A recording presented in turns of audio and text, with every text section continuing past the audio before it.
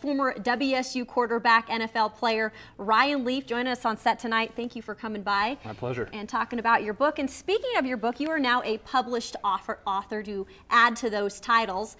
Talk to me about how you got started on writing a book, and then, what is this about? Well, it started out, I started doing some columns for CougFan.com. A friend of mine who owns it asked me to write some stories about football. The team and what they were experiencing and things like that. And I wrote a story about a fellow teammate of mine who coaches at Montana State. And it got picked up nationally by Fox and somebody else. And I had about 3 or 4 publishing houses that reached out to me on writing a book. And I was very hesitant. I didn't really want to write about anything. I assumed they would want the biography, everything from the good, the bad, and the ugly. This publishing house allowed me to actually do a 3-part series. And this one in particular talks about my 4 years at Washington State. Now, 596 switch, it has a couple meanings. Let's talk about that for those who have not read the book yet. What goes into the title? Well, it is literally the last play we would have ran if we were in the Rose Bowl and we had those 2 seconds. A lot of people go back to that and talk about that, and the fact that we actually had a play called interested people. And I thought if people walked by and saw something like that, the name like that, they'd get kind of excited. Also, it's about switching up things. The fact that we were able to go from an underdog like we were and hadn't gone to a Rose Bowl since 1931 to actually go to one 67 years later. So it was definitely a switch up for that's for sure. You've been all around the country, kind of touring, Yep. saving Montana, kind of one of the last stops here. You're from Great Falls. You played football at CMR, won a state title there. What's so special about Big Sky Country? Well, I think the people. I think they really bring you down to earth and are real blue-collar people, exactly like Cougars, I think. And I think that that's one of the reasons I fit in so well when I went to Poland. And when I'm back, I associate with them even better. So it's an opportunity for me to not only sign my book, but it's to meet a lot of people I probably didn't get a chance to meet. In my heyday when I probably wasn't the greatest of people when I would come back to Montana. So it's an opportunity for me to give back, make some amends, really enjoy being back in Montana and being a part of Big Sky Country. Taking you back to your senior year when you were playing football, you got recruited, I'm sure, by a lot of schools. Mike Price got you to go to Washington State, though. Tell me about the process of getting from high school to where you were at Washington State.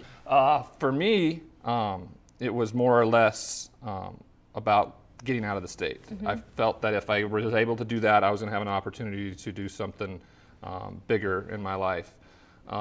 So it finally came down to Miami, Colorado State, and Washington State, and it ultimately came down to Mike Price and what he was able to offer me, and gave me a chance to get better and be the quarterback that I was. That 1997 season, one of your best, ended a 67-year Rose Bowl drought. What are some of the special moments that kind of come back to you in that year? Well, I think it's the relationships I built with my teammates. They were pretty special, and a lot of people think this book's about football, and it is in a way.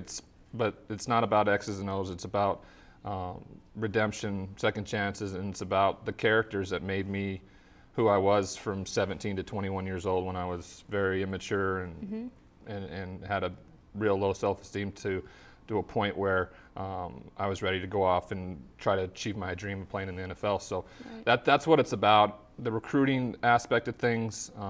People who have read it have come away with the opportunity to give to their kids for recruiting purposes, for things like that when they're growing up. So it's been good to hear that feedback from people. As many ups that you had during your college years, after that had some hardships. What was going through your mind at those times, and what were you dealing with? I was dealing with a lot, but it was nothing that anybody could have any pity for me over. It was it was all self-inflicted, I think. I was very defensive when it came to people criticizing me, and I never failed at anything. So it was the first time that had happened, and to do it at such a high level not only was embarrassing, but for me, when I walked away from the game, and kind of went into exile, if you would say, it was more or less because of the fact that I felt not only did I let down my Cougar family, but also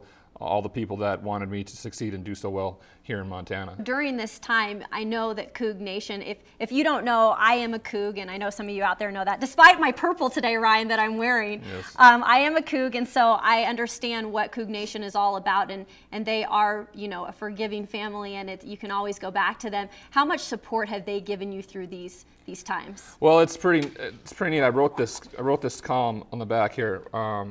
And it's exactly what you said there. It said, Cougar Nation is always there, and we are never broken, and you can always come home. So it's a saying, you know, once a Coug, always a Coug is so true. Right. And it is. And for the longest time, I stayed away because I felt like I let them down. You know, they were so supportive of me, and my ability to go play professionally and do well was something that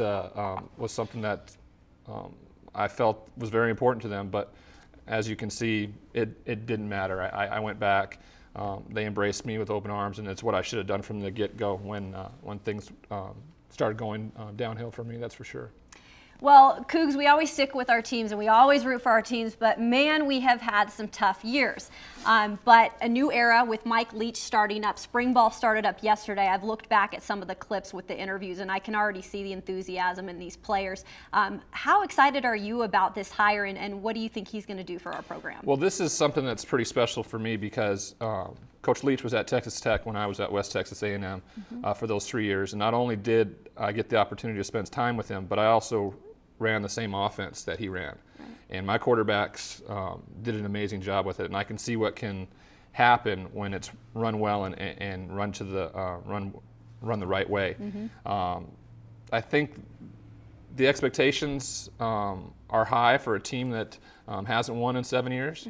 I think that that a coach getting paid $2 million in Pullman is something that needed to happen a long time ago, and it's finally happening now, and it can start to bring in bigger recruits, and we can keep those coaches instead of seeing them walk out the door and go to a bigger school. So I'm excited. I think the best thing that happened to Cougar Nation here in the last 2 years definitely was the hiring of Bill Moose, which in turn allowed us to get Mike Leach, which I hopefully will in turn allow us to be a top 25 football team again. Well, spring ball also started up here in the state of Montana. The Montana Grizzlies actually have 4 former Coug assistants on their staff. Robin Pflugrad running the show. We got Rosie over there now as the offensive coordinator. It's kind of a fun thing to be involved in. When you were growing up, were you ever a Bobcat or a Grizz fan? I grew up more or less a Bobcat fan.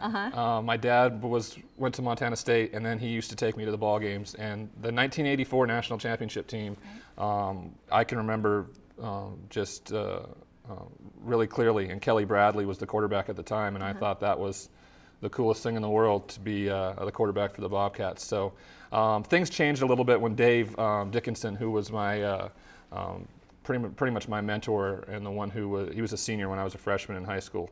And when he came here and started succeeding, that definitely changed people's perceptions, and for me too, about where I wanted to go to college and maybe follow in his footsteps. But given the opportunity to play somewhere else and play for a Pac-10 title and a Rose Bowl was too much to ask for. But I'm definitely a Bobcat fan when Cat Grizz comes around. I was curious of that. I had to ask you that. You talk about, you want to be a mentor and somebody that these athletes can look up to and learn from your mistakes. And we have a lot right here in Montana, a lot of athletes that are on the rise, some that have come from programs playing in the NFL now. What is your advice to these guys to stay on track? Mostly it's about being able to ask for help. I think a lot of times when people start to struggle, and they don't exactly know what that feeling is like, they don't ask for help. They try to figure things out on their own and deal with stuff on their own and isolate in a way where you believe if you ask for help, you're showing some sort of weakness. A lot of time your pride gets in your way, and for me, it's about reaching out to those who truly care about you and want you to succeed, no matter whether you're a professional football player or not. Right. It's all about about life and living and those things like that. So I recommend that. I also recommend finding a mentor, somebody who's been successful in this league for years and years and years, and who understands that system. For me, it definitely would have been Rodney Harrison. Right. We spent time together, but I don't ever really think I tapped that mindset of his, of what it took to be a champion and accomplish what he's accomplished in this league. So those are two definite things I would suggest to those players. Well, if you haven't checked it out already, it's $5.96 Switch. Where can people get this book? They can get it anywhere, any bookstore, but one of the best places is either my website, ryandleaf.com, or the book's website, 596switch.com, where proceeds go to not only Washington State University, but also my foundation, Focus Intensity, awesome. Which raises awareness for prescription drug awareness. Well, we again thank you for coming and visiting us today on set. You bet. And that does it for Sports Tonight. We'll be back with more news.